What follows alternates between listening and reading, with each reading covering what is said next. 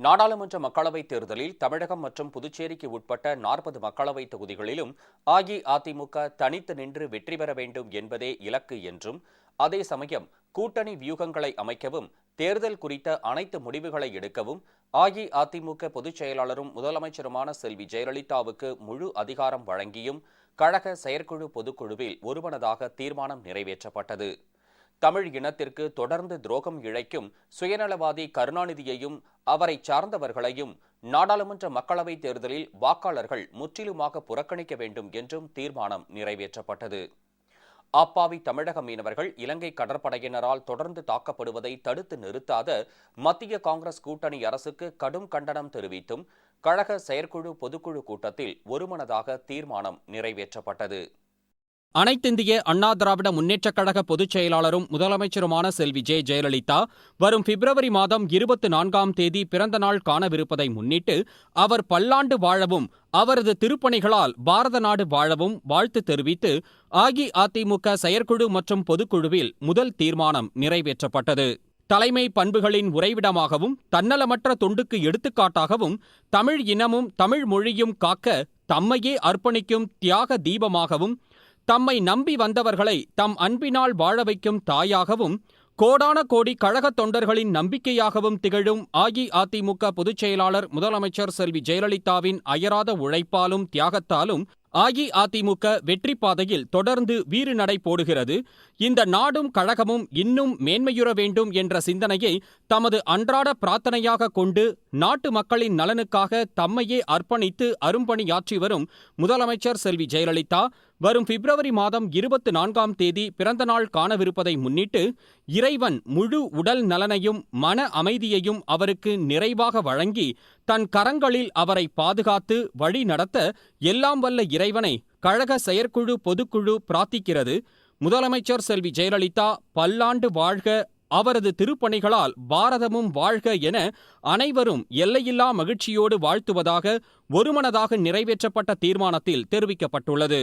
ஏற்காடு சட்டமன்ற தொகுதி இடைத்தேர்தலில் அஇஅதிமுக வேட்பாளரின் அமோக வெற்றிக்கு காரணமான முதலமைச்சர் செல்வி ஜெயலலிதாவுக்கும் கழக வேட்பாளரை மகத்தான வெற்றி பெறச் செய்த வாக்காளர் பெருமக்களுக்கும் நன்றியும் பாராட்டும் தெரிவித்து செயற்குழு பொதுக்குழுவில் ஒருமனதாக தீர்மானம் நிறைவேற்றப்பட்டது. ஏற்காடு சட்டமன்ற தொகுதி இடைத்தேர்தலில் தீய சக்தியாம் கருணாநிதியின் கட்சி பல பிற்போக்கு சக்திகளின் துணையோடும் மக்களை பிளவுபடுத்தும் நச்சு சிந்தனை உடையோரின் மறைமுக உதவியோடும் தேர்தல் களத்தில் நின்றது.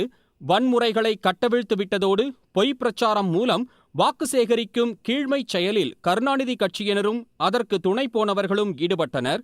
இந்நிலையில் முதலமைச்சர் செல்வி ஜெயலலிதா இடையறாத அரசு பணிகளுக்கு நடுவே ஏற்காடு தொகுதியில் சுற்றுப்பயணம் செய்து பல்வேறு இடங்களில் மக்களை சந்தித்து தீவிர தேர்தல் பிரச்சாரம் மேற்கொண்டார்.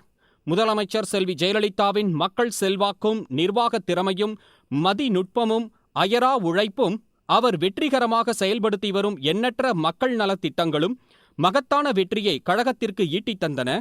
பிரம்மாண்டமான வாக்கு வித்தியாசத்தில் ஏற்காடு தொகுதியின் கழக வேட்பாளர் மாபெரும் வெற்றி பெற்றார். இதற்காக முதலமைச்சர் செல்வி ஜெயலலிதாவுக்கும் அவரது வேண்டுகோளை ஏற்று கழக வேட்பாளரை மகத்தான வெற்றி பெறச் செய்த ஏற்காடு தொகுதி வாக்காளர் பெருமக்களுக்கும் செயற்குழு பொதுக்குழு நன்றியும் பாராட்டும் தெரிவித்து ஒருமனதாக தீர்மானம் நிறைவேற்றியது.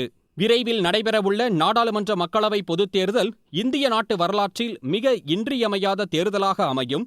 குடும்ப அரசியல் மற்றும் கார்ப்பரேட் பெரு முதலாளிகளின் பிடியில் மத்திய ஆட்சி வழிநடத்த ஆள் இன்றி திணறும் நிர்வாகம், தீவிரவாத அச்சுறுத்தல், அண்டை நாடுகளின் மிரட்டல் ஆகியன மத்திய அரசை சூழ்ந்திருக்கும் அபாயங்கள். இந்த சூழ்நிலையில் அஇஅதிமுக நாடாளுமன்ற மக்களவைத் தேர்தலில் முழுமையான வெற்றி பெற்றால் மட்டுமே தேசத்தின் வளர்ச்சியையும் பாதுகாப்பையும் உறுதி செய்திட இயலும். எனவே தமிழகம் மற்றும் புதுச்சேரிக்கு உட்பட்ட 40 மக்களவைத் தொகுதிகளிலும் அஇஅதிமுக தனித்து நின்று வெற்றி பெற வேண்டும் என்பதே இலக்கு.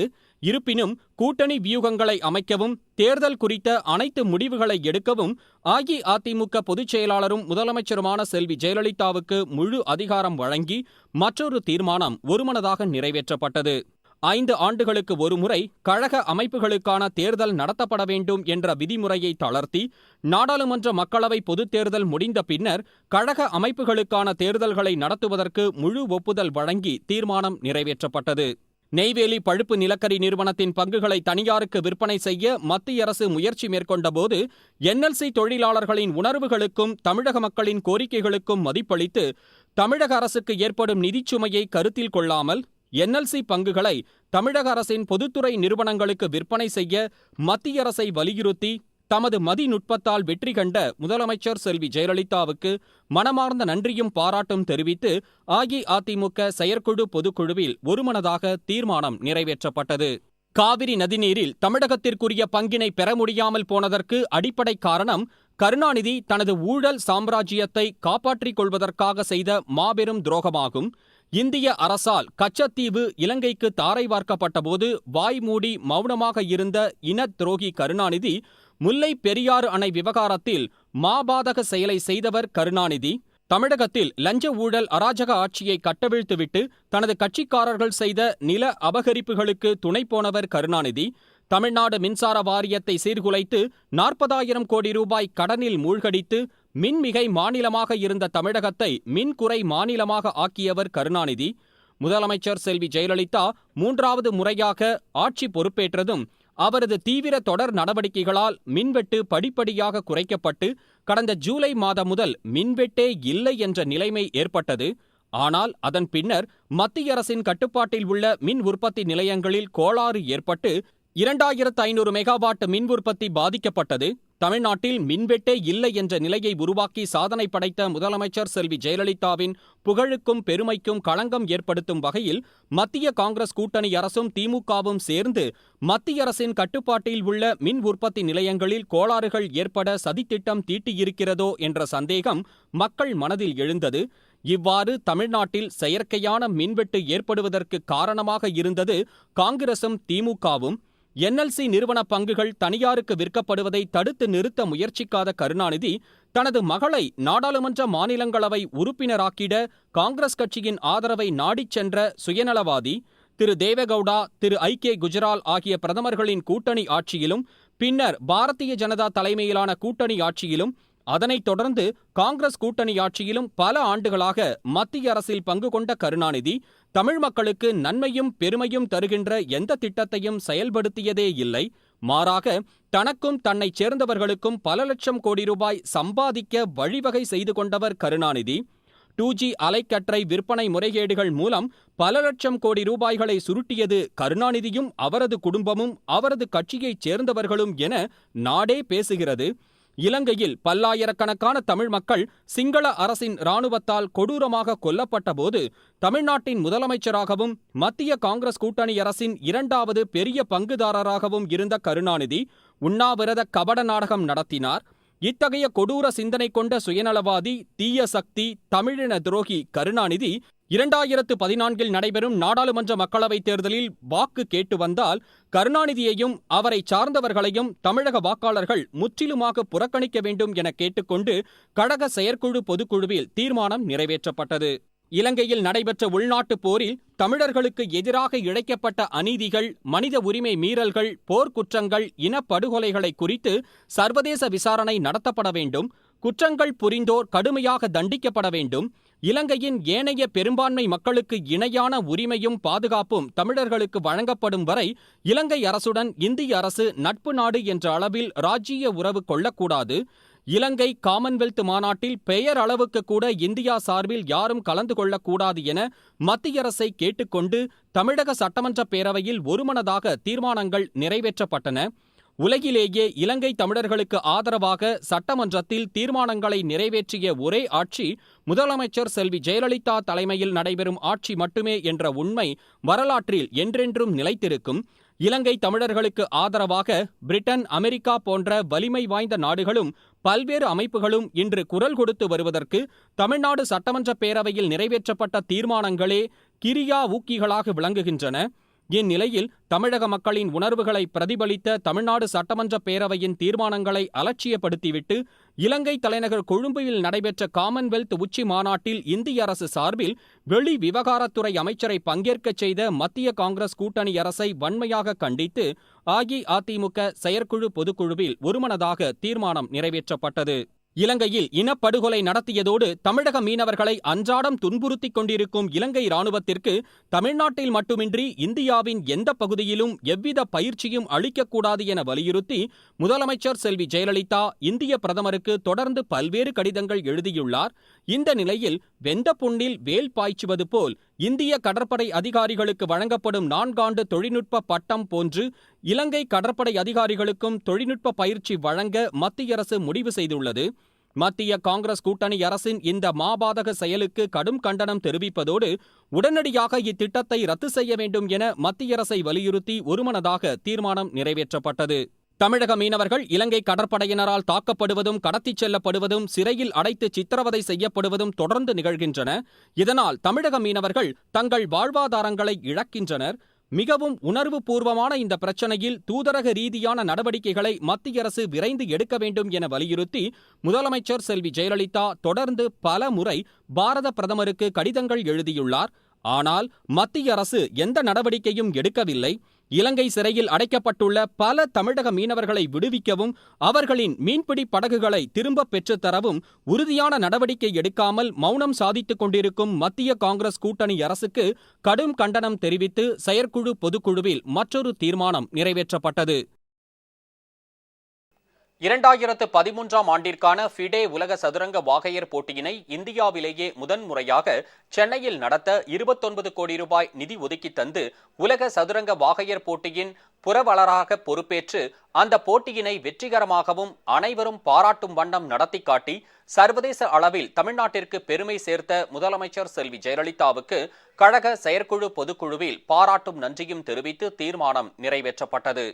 மேலும் சென்னையில் வரும் 30ஆம் தேதி முதல் ஜனவரி 5ஆம் தேதி வரை நடைபெறவுள்ள சென்னை ஓபன் டென்னிஸ் போட்டிக்கு 2 கோடி ரூபாய் நிதி உதவி வழங்கி உத்தரவிட்டதற்கும் விளையாட்டுத் திறனை வளர்ப்பதற்காகவும் உலக விளையாட்டு வரைபடத்தில் தமிழகத்தை இடம்பெறச் செய்வதற்காகவும் நடவடிக்கை மேற்கொண்டு வரும் முதலமைச்சர் செல்வி ஜெயலலிதாவுக்கு பாராட்டும் நன்றியும் தெரிவித்து செயற்குழு பொதுக்குழுவில் தீர்மானம் நிறைவேற்றப்பட்டது. சட்டம் ஒழுங்கு பாதுகாப்பு மாநில அரசுகளின் அதிகாரத்திற்கு உட்பட்டது என்பதை மத்திய அரசு முற்றிலுமாக புறந்தள்ளிவிட்டு மாநில அரசுகளுடன் விரிவாக கலந்து ஆலோசிக்காமல் நாடாளுமன்ற மக்களவையின் பதவிக்காலம் முடிவடைகின்ற தருவாயில் அவசர கதியில் வகுப்புவாத வன்முறை தடுப்பு சட்ட முன்வடிவை நாடாளுமன்றத்தில் அறிமுகப்படுத்தி அதனை சட்டமாக்க முயற்சி செய்யும் மத்திய காங்கிரஸ் கூட்டணி அரசுக்கு செயற்குழு பொதுக்குழு கடும் கண்டனத்தை தெரிவித்ததுடன் இந்த முயற்சியை மத்திய அரசு உடனடியாக கைவிட வேண்டும் என வலியுறுத்தி தீர்மானம் நிறைவேற்றியது. மேலும் முந்தைய மைனாரிட்டி திமுக ஆட்சி காலத்தின் போது அமளிக்காடாகவும் நில அபகரிப்பின் மையமாகவும் விளங்கிய தமிழகத்தை அமைதி பூங்காவாக மாற்றி பல்வேறு கொலை வழக்குகளிலும் வெடிகுண்டு வைத்த வழக்குகளிலும் தேடப்பட்டு வந்த ஃபக்ருதீன், பிலால் மாலிக் மற்றும் பன்னா இஸ்மாயில் ஆகியோரை சிறப்பு புலனாய்வு குழுவை அமைத்து கைது செய்து வெற்றி கண்டதோடு இந்த வெற்றிக்கு பணியாற்றிய காவல்துறையினரை பாராட்டி பரிசுகளும் பதவி உயர்வும் வழங்கிய முதலமைச்சர் செல்வி ஜெயலலிதாவுக்கு பாராட்டு தெரிவித்து தீர்மானம் நிறைவேற்றியது. தமிழ்நாட்டின் முதலமைச்சராக 3வது முறையாக பொறுப்பேற்ற முதலமைச்சர் செல்வி ஜெயலலிதா 2.5 ஆண்டுகளில் பல்லாண்டு சரித்திரம் பேசும் சாதனைகளாக உலகில் வேறு எந்த நாட்டிலும் இல்லாத புரட்சி திட்டமாக 1,85,00,000 குடும்ப அட்டைதாரர்களுக்கு மாதந்தோறும் 20 கிலோ விலையில்லா அரிசி வழங்கும் திட்டம், ஏழை பெண்களுக்கு 25,000 ரூபாய் திருமண உதவித்தொகையுடன் தாலிக்கு 4 கிராம் தங்கமும், பட்டம் மற்றும் பட்டயம் படித்த ஏழை பெண்களுக்கு திருமண உதவித்தொகையாக 50,000 ரூபாயும், தாலிக்கு 4 கிராம் தங்கமும் வழங்கும் திட்டத்தையும் நிறைவேற்றியுள்ளார். ஏழை தாய்மார்களின் நலன் காக்கும் வகையில் விலையில்லா மிக்சி, கிரைண்டர், மின்விசிறி வழங்கும் திட்டத்தையும், விவசாயிகளுக்கு வட்டியில்லா பயிர்க்கடன், மானிய விலையில் உரம், பூச்சிக்கொல்லி மருந்துகள், விதைகள், உழவர் பாதுகாப்பு திட்டம், பள்ளிக்கூட மாணவ மாணவிகளுக்கு ஆரம்ப கல்வி முதல் மேல்நிலை படிப்பு வரை கட்டணமில்லா கல்வி திட்டம், குறைந்த விலையில் சுவை மிகுந்த தரமான உணவு வழங்கும் அம்மா உணவகங்கள், குறைந்த விலையில் பாதுகாக்கப்பட்ட குடிநீர் வழங்கும் அம்மா குடிநீர் திட்டம், வருவாய்த்துறை அலுவலர்கள் மக்களை நேரில் சந்தித்து பிரச்சனைகளை உடனுக்குடன் தீர்த்து வைக்கும் அம்மா திட்டம், 727 கோடி ரூபாய் செலவில் முதலமைச்சரின் விரிவான மருத்துவ காப்பீட்டு திட்டம், தமிழ்நாடு அரசு கேபிள் டிவி மூலம் குறைந்த கட்டணத்தில் நிறைவான சேனல்கள் வழங்கும் திட்டம் ஆகியவை நிறைவேற்றப்பட்டதுடன் உத்தரகண்ட் மாநில வெள்ளத்தில் சிக்கி தவித்த தமிழர்களை அரசு செலவில் பாதுகாப்பாக அழைத்து வந்தது என 2.5 ஆண்டுகளில் எண்ணற்ற திட்டங்களை நடைமுறைப்படுத்தியதோடு இலங்கை தமிழர்கள் பிரச்சனை, முல்லை பெரியாறு பிரச்சனை, கச்சத்தீவு பிரச்சினை போன்ற தமிழர்களின் உரிமை சம்பந்தப்பட்ட பிரச்சனைகளில் வரலாற்று சிறப்புமிக்க தீர்மானங்களை தமிழ்நாடு சட்டப்பேரவையில் நிறைவேற்றி சாதனை படைத்த முதலமைச்சர் செல்வி ஜெயலலிதாவுக்கு செயற்குழு பொதுக்குழுவில் பாராட்டும் நன்றியும் தெரிவித்து தீர்மானம் நிறைவேற்றப்பட்டது. முதலமைச்சர் செல்வி ஜெயலலிதா 3வது முறையாக தமிழகத்தின் முதலமைச்சராக பொறுப்பேற்றவுடன் முந்தைய திமுக ஆட்சியின் நிர்வாக சீர்கேடுகள் காரணமாக பெரும் கடன் சுமையில் தத்தளித்த தமிழகத்திற்கு சிறப்பு நிதி ஒதுக்க வேண்டும் என மத்திய அரசிடம் கோரிக்கை வைத்தார். திமுக நிர்வாகத்தின் ஊழல்கள் மற்றும் முறைகேடுகள் காரணமாக செயலிழந்து நின்ற தமிழ்நாடு மின்சார வாரியத்திற்கு சிறப்பு நிதி தொகுப்பினை அளிக்க வேண்டும், தமிழகத்திற்கு வழங்கிய மண்ணெண்ணெய் அளவை மத்திய அரசு குறைத்துள்ளதை கைவிட்டுவிட்டு ஏழை எளிய மக்களுக்கு தேவையான மண்ணெண்ணெயை முழுவதுமாக வழங்க வேண்டும், தமிழக மின் பற்றாக்குறையை சமாளிக்க மத்திய தொகுப்பில் இருந்து கூடுதல் மின்சாரத்தை வழங்க வேண்டும், மாணவ மாணவியருக்கு வழங்கப்பட்டு வரும் மடிக்கணினி திட்டத்தை அங்கீகரித்து இத்திட்டத்திற்கு சிறப்பு நிதி வழங்க வேண்டும், கூடங்குளம் அணுமின் நிலையத்தில் உற்பத்தியாகும் முழு அளவு மின்சாரத்தையும் தமிழகத்திற்கே வழங்க வேண்டும், தமிழ்நாட்டில் வறட்சியை சமாளிக்க கூடுதலாக வறட்சி நிவாரண நிதி வழங்க வேண்டும், தமிழ்நாடு அரசு கேபிள் டிவி நிறுவனத்திற்கு டிஜிட்டல் ஒளிபரப்பு உரிமம் வழங்க வேண்டும், காவேரி நதிநீர் மேலாண்மை குழு, காவேரி நதிநீர் முறைப்படுத்தும் குழு ஆகியவற்றை உடனடியாக அமைக்க வேண்டும் என்ற கோரிக்கைகளை நிறைவேற்ற கோரி முதலமைச்சர் செல்வி ஜெயலலிதா பிரதமருக்கு பல முறை கடிதம் எழுதியும் நேரில் சந்தித்து மனுக்களும் அளித்தார்.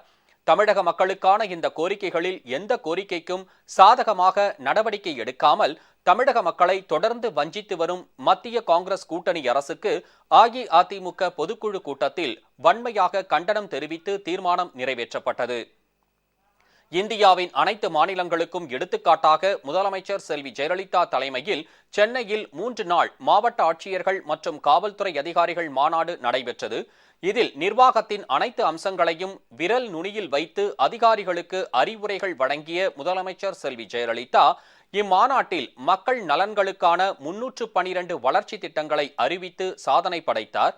இதன் காரணமாக தமிழகத்தின் நிர்வாகமும் காவல் பணிகளும் மென்மேலும் சிறப்புறும் என அனைவரும் பாராட்டும் நிலையை ஏற்படுத்தியுள்ள முதலமைச்சர் செல்வி ஜெயலலிதாவுக்கு செயற்குழு பொதுக்குழுவில் பாராட்டு தெரிவிக்கப்பட்டது. முதலமைச்சர் செல்வி ஜெயலலிதா 1984ஆம் ஆண்டு புரட்சித் தலைவர் எம்ஜிஆரால் அனைத்திந்திய அண்ணா திராவிட முன்னேற்றக் கழகத்தை தலைமை ஏற்று வழிநடத்தும் ஆற்றல் மிக்கவர் என கண்டறியப்பட்டு நாடாளுமன்ற மாநிலங்களவை உறுப்பினரானார்.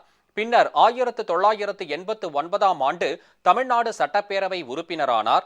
தந்தை பெரியார், பேரறிஞர் அண்ணா, புரட்சித் தலைவர் எம்ஜிஆர் ஆகியோரின் வழியிலும் சிந்தனையிலும் வந்த திராவிட இயக்கத்தின் பரிணாம வளர்ச்சியாக சட்டமன்ற பணிகளில் முதலமைச்சராகவும் எதிர்க்கட்சி தலைவராகவும் பணியாற்றிய பேரனுபவம் கொண்டவர் முதலமைச்சர் செல்வி ஜெயலலிதா. தொடர்ந்து தமிழக மக்களுக்காகவும் தமிழகத்தின் மேன்மைக்காகவும் தன்னலமற்று அல்லும் பகலும் அயராது உழைத்துக் கொண்டிருக்கும் முதலமைச்சர் செல்வி ஜெயலலிதாவுக்கு செயற்குழு பொதுக்குழு நெஞ்சார்ந்த பாராட்டுகளையும் வாழ்த்துக்களையும் தெரிவித்துக் கொண்டது. நீண்ட நெடிய அனுபவம் கொண்ட முதலமைச்சர் செல்வி ஜெயலலிதா தமிழகத்தை பல்வேறு துறைகளில் இந்திய தேசத்திற்கே எடுத்துக்காட்டான மாநிலமாக விளங்கும் வகையில் வழிநடத்தி வருகிறார். மக்கள் நலன்களுக்காக எண்ணற்ற திட்டங்களை சட்டமாக்கி செயல்படுத்தி வருகிறார். இலங்கை தமிழர்களின் சம உரிமைக்காகவும் அவர்களுக்கு நீதி கிடைக்கவும் சட்டமன்றத்தில் முதலமைச்சர் செல்வி ஜெயலலிதா தீர்மானம் நிறைவேற்றியுள்ளார். இந்திய நலனுக்கு விரோதமான இந்திய அமெரிக்க எரிசக்தி ஒப்பந்தம், இந்திய எல்லையில் சீனாவின் ஊடுருவல், தமிழர்களுக்கு எதிரான இலங்கை அரசின் அராஜக செயல்கள் ஆகியவற்றை எதிர்த்து முதல் குரல் கொடுத்தவர் முதலமைச்சர் செல்வி ஜெயலலிதா. இந்திய கலாச்சாரத்தின் பன்முகத்தன்மையை மதிப்பதுடன் அனைத்து மாநிலங்களின் உரிமைகளை காப்பாற்றுவதன் மூலமே ஒன்றுபட்ட இந்தியா வலிமையோடு திகழ முடியும் என உறுதியான நம்பிக்கை கொண்டவர். இளைய தலைமுறையினரை ஊக்குவித்து அவர்களுக்கு சம வாய்ப்பு அளிக்க உறுதி பூண்டவர் முதலமைச்சர் செல்வி ஜெயலலிதா. தேசிய சிந்தனை, நிகரில்லா தேசபக்தி, நீண்ட அரசியல் அனுபவம், பன்மொழி ஆற்றல், ஆளுமை திறமை என சிறப்பு வாய்ந்த திறமைகளை கொண்டவர் முதலமைச்சர் செல்வி ஜெயலலிதா. பல்வேறு மொழிகள், மதங்கள், இனங்களை கொண்ட இந்தியாவில் அனைத்து மதங்களையும் அனைத்து இனங்களையும் அனைத்து மொழி பேசும் மக்களையும் சமமாக பாவித்து அரவணைத்து செல்லும் தாயுள்ளம் கொண்ட ஒரே தேசிய தலைவர் முதலமைச்சர் செல்வி ஜெயலலிதா தான் எனவும் உலக அரங்கில் இந்திய நாட்டை தலை நிமிரச் செய்யக்கூடிய நிர்வாகத்தை வழங்கி உலக பெரும் ஜனநாயக நாடான இந்திய நாட்டை வல்லரசு நாடாக மாற்றுவதற்கு தகுதி படைத்தவர் முதலமைச்சர் செல்வி ஜெயலலிதா தான் என செயற்குழு பொதுக்குழுவில் பாராட்டி தீர்மானம் நிறைவேற்றப்பட்டது. இதற்காக வரும் நாடாளுமன்ற தேர்தலில் தமிழ்நாடு மற்றும் புதுச்சேரிக்கு உட்பட்ட 40 மக்களவை தொகுதிகளிலும் அனைத்திந்திய அண்ணா திராவிட முன்னேற்றக் கழகத்தை மகத்தான வெற்றி பெறச் செய்து முதலமைச்சர் செல்வி ஜெயலலிதா இந்திய தேசத்தை வழிநடத்தி செல்லத்தக்க சூழ்நிலையை உருவாக்க பொதுக்குழு சபதம் ஏற்பதாக தீர்மானம் நிறைவேற்றப்பட்டது. கழக செயற்குழு பொதுக்குழுவில் முக்கியத்துவம் வாய்ந்த 16 தீர்மானங்கள் ஒருமனதாக நிறைவேற்றப்பட்டன. முன்னதாக கழகத்தின் வளர்ச்சிக்காக தங்களை முழுமையாக ஈடுபடுத்திக் கொண்டு பணியாற்றிய போது அரசியல் எதிரிகளால் காழ்ப்புணர்ச்சி காரணமாக படுகொலை செய்யப்பட்ட தொண்டர்கள், கழக பணியாற்றும் போது விபத்துக்குள்ளாகியும் சாலை விபத்துகளிலும் மரணமடைந்த தொண்டர்கள், உடல்நலக் குறைவால் மரணமடைந்த தொண்டர்கள் உள்ளிட்டோருக்கு அஇஅதிமுக செயற்குழு பொதுக்குழுவில் இரங்கல் தீர்மானம் நிறைவேற்றப்பட்டது. ஏற்காடு தொகுதி கழக செயலாளர் திரு சி பெருமாள் எம்எல்ஏ, தூத்துக்குடி மாவட்ட கழக அவைத்தலைவர் திரு KRP மணிமொழியன், திண்டிவனம் தொகுதி முன்னாள் எம்எல்ஏ திரு TR ராஜாராம், சிதம்பரம் தொகுதி முன்னாள் எம்எல்ஏ திரு KR கணபதி, சேலம் 1 தொகுதி முன்னாள் எம்எல்ஏ திரு SV வரதராஜன் உள்ளிட்டோர் மறைவுக்கும் இரங்கல் தெரிவித்து தீர்மானம் நிறைவேற்றப்பட்டது. சமூகத்தில் முக்கியத்துவம் வாய்ந்த பிரமுகர்கள் மறைவுக்கும் இரங்கல் தெரிவிக்கப்பட்டது.